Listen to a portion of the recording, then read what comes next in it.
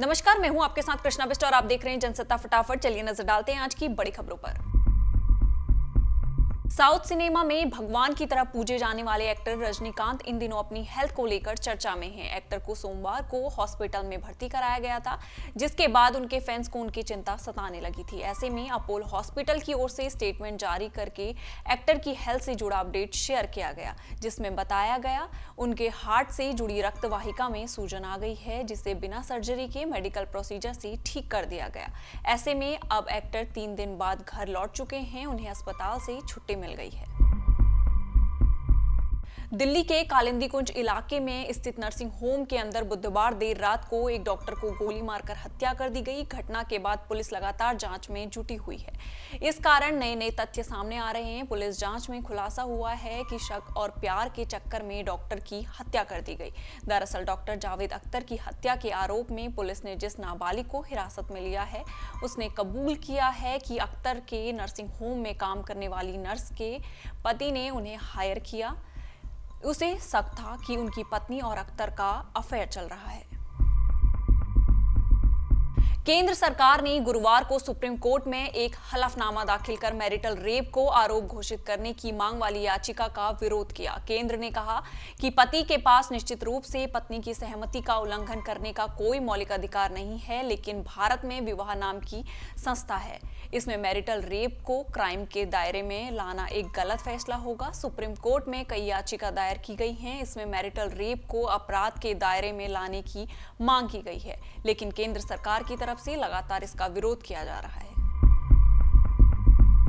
हाल ही में पूर्व ब्रिटिश प्रधानमंत्री बोरिस जॉनसन ने एक बहुत ही सनसनीखेज दावा किया है। उन्होंने कहा है कि इजराइल के प्रधानमंत्री बेंजामिन नेतन्याहू ने उनके बाथरूम में सुनने वाली डिवाइस लगाई थी। ये सुनकर बहुत सी लोग हैरान हो गए।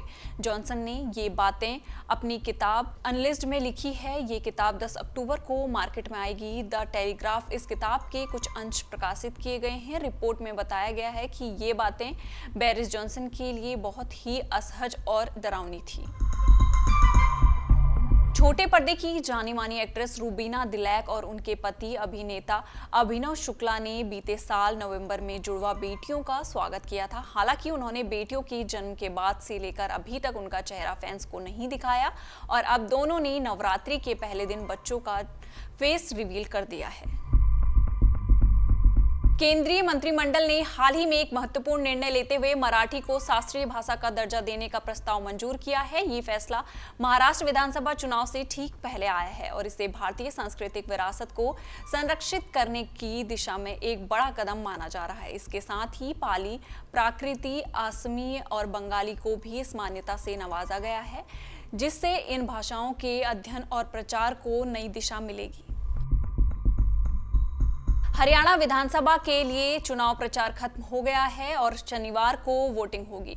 इस बीच कांग्रेस के वरिष्ठ नेता और लोकसभा में नेता प्रतिपक्ष राहुल गांधी शुक्रवार को महाराष्ट्र दौरे पर रहेंगे।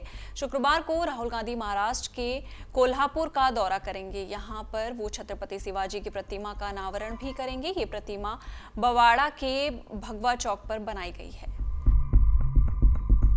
महाराष्ट्र विधानसभा चुनाव को लेकर माना जा रहा है कि जम्मू कश्मीर और हरियाणा विधानसभा चुनाव के नतीजों के बाद इन चुनावों का ऐलान किया जा सकता है। ऐसे में विपक्षी गठबंधन एमवीए और सत्ता पक्ष महायुति के बीच सीट बंटवारे को लेकर चर्चा हो रही है। इस बीच मीडिया रिपोर्ट की माने तो लोकसभा सांसद असुद्दीन ओवैसी की पार्टी एआईएमआईएम एमवीए गठबंधन में शामिल होना चाहती है, लेकिन उद्धव गुट की शिवसेना इसके खिलाफ है। इसी तरह की देश दुनिया की खबरों के साथ जुड़े रहने के लिए देखते रहिए जनसत्ता।